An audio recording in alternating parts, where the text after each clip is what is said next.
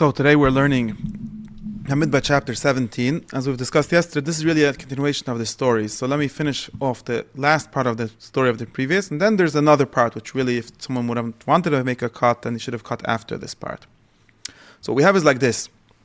Remember that Korach and his family and Dusma Aviram and their families, all of them were swallowed into the earth. The earth opened up and swallowed them. And so that's one thing. And that seems to be the end of that, right? So they're lost from the community. They're not part of the world anymore. In some sense, you could say it's very obvious. You look around, you see that he's not here, so you see that that's what happened with Korach.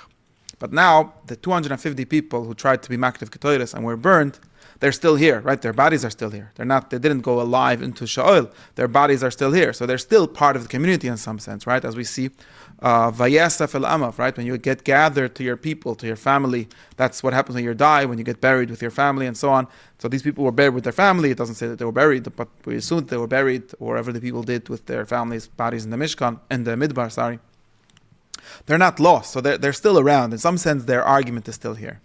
So therefore, there's a special mitzvah, a special continuation, not a mitzvah, but really the end of the story, to show what happens with this, that we make this into some kind of signpost, into some kind of very important message, the for all the generations, to know that these people lost.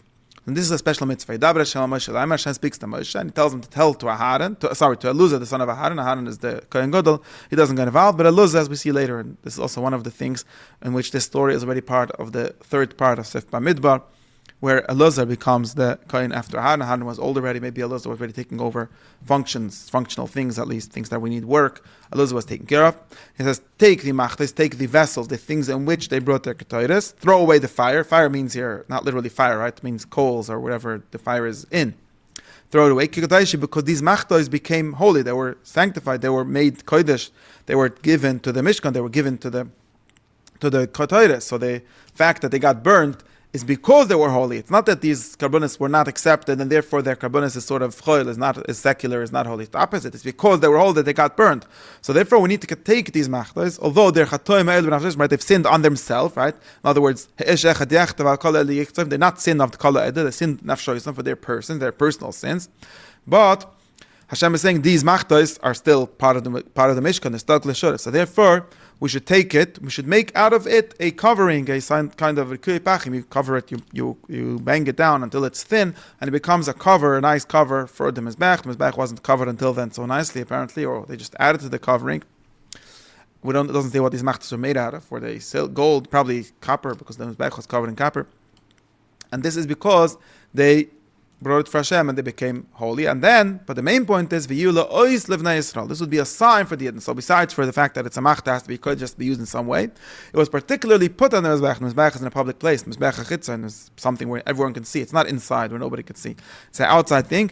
And every time someone goes to the Mizbech, he will see this is weird. This covering of the Mizbech, this plating on the Mizbech is part of the sign, is saying, look what happens to people that try to be ma'ared, that try to take away the Kohen from Lowy, from Aharon and his children.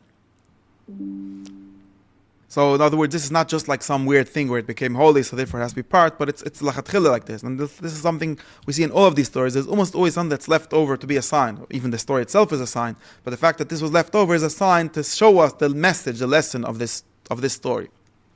And he did it, so this was the command, and Eluzah does it, he makes it, and it becomes a memory. And here when in the action, and when it gets done, the Pasuk explains us better. It becomes a memory for the Yidden, a signpost, a piece of memory. That what? So that a stranger, someone who is not from the children of Aharon, should not do Ketoides, and you should not be like Korach and his people. And he did this as Hashem told Moshe to do. Now, this is the end. Here is the end of this part of the story. That's how I cut it up, and that's where this chapter should have been. Now, apparently this was not enough. So obviously Moshe won this fight, right? Korach was killed, there was 250 people killed. But it seems like the people still thought that they had a good argument. People still thought that they had a point. So the fact that they died wasn't enough. So here we see something very important. Killing people is not a proof enough that you're right. You have to also show that you're right. You have to at least bring a better sign. Of course, even they were killed miraculously, as Moshe said, and all of that is still not enough. Apparently Moshe can do ma'asim, he's a tzaddik. He can get miracles to happen too. That doesn't prove much. So we have to show something more. So we have the complaint. So this is like another step of the story, another story. It's like many stories you just start with a complaint. The stories could have started here, but of course it's complaining about what happened before, about the story of Korach. The congregation again, the people complain on Moshe the next day on Moshe and Han. They say, you have killed Hashem's people. Remember, this was Korach's argument. We are Am Hashem. And now you killed them. You killed some of us just for wanting to be Kiddush, just for wanting to be Kehanim. It seems not fair. It seems like they didn't prove their point yet. And now, again, Hashem is very upset. So this is just like in every complaint, Hashem is upset. They all gather together on Moshe. They come to the Al-Moed. And again, the cloud is there. The cloud has covered the Al-Moed. The glory of Hashem is there. Moshe and Han go into the Al-Moed. And Hashem speaks to Moshe the same thing that he spoke before. Separate yourself from this Ed, and I will destroy all of them. And what did Moshe and Aaron do? The same thing they're doing all this time. They fall on their faces. It doesn't say that Moshe does something. And here there's a new thing, very interesting story.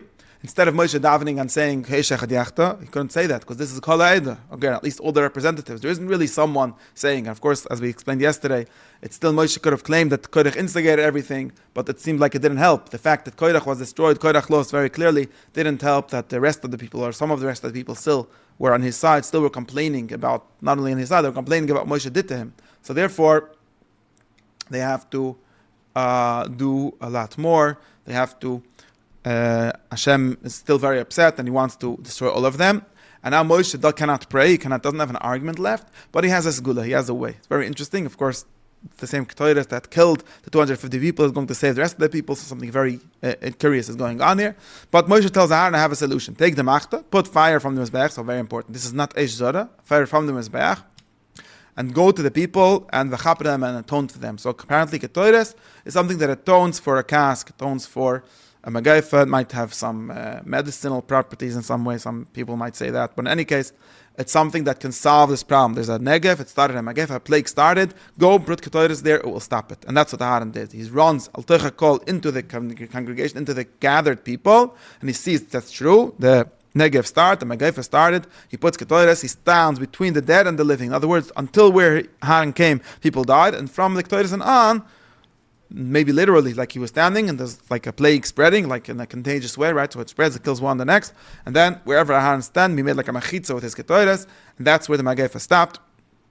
And the Magaifa stopped, and we have in the end a census that says how many people were killed in Magaifa. 14,700 people were killed in Magaifa, besides for Korach and the 250 people that killed. And Aharon comes back to Moshe and sort of reports to Magaifa and Atzura, the Magaifa stopped. So this is the end of this second story. There was a Magaifa, and it was solved by the Ketores, the same Ketores that killed everyone. When Aharon did it, that's really probably the simple reasoning. When Aharon did it, it was in the correct way, and therefore was not something that killed anyone. But now, again, this is not enough to show. People still have an argument. They still have some problem. So Hashem is trying to do something to show that Aharon is the one that is chosen. Apparently, they didn't have, the fact that he can kill his misnagdim and kill the people that are against that challenge him is not enough. So he's saying something else. He's saying something new, and he says this. Hashem speaks to Moshe and he tells them, tell each of the shivutim, each base of or each shevet, 12 of them, to take a stick, mate. It's interesting because mate is a stick, and mate is also the image, the simile, right? That is used similarly. That is used. To represent a shevet, right? A shevet is literally also a stick, or a mata sometimes means something like what we call a shevet, a tribe, but it's called a tribe because the tribe is led by someone with a stick, or something like that. So now they take this stick, which is like literally symbolic of the shevet, put each person's name on his stick, when Aharon on his stick, or the stick that represents Levi, and you'll put all these sticks in the Oil Moed. And now it will be a new way of showing who is chosen. Whoever is chosen, his stick will flower. So a stick, of course, is made out of wood. It's an artificial thing. It's used just as a stick. But if it's made out of wood, then it can be, it can sprout. Something can grow on it. So Hashem is going to show, miraculously, but in some way, that a Aharon stick has sprouting. It sprouts. It's growing. It's alive. And this will show that Aharon was chosen, and I will quiet down. I will quiet from me the complaints of the people. So So this is very nice. I think it's the very simple point. To kill people is not a very good sign, but if you can make flowers grow more than other people, that's sort of a better sign. And that's what they do. Moshe speaks to the people. They each give him a mata. He puts the mata haran together. He puts it all of Hashem ba'ol moed, and he leaves it there overnight. And then in the morning, Moshe comes to the Oila Edis. Again, Oila Moed, Oila Edis, change names. And here we see, of course, that the mata haran has flowered. It has tzitz. It has some more level of flower, maybe like the like pointy parts that come out, the igmal shkaidim, and some almonds, or some. It's actually having fruit that's coming to grow. Shkaidim is something that grows quickly, so that's the kind of image. And Moshe brings it out and he shows them, look, this is the one that sprouted.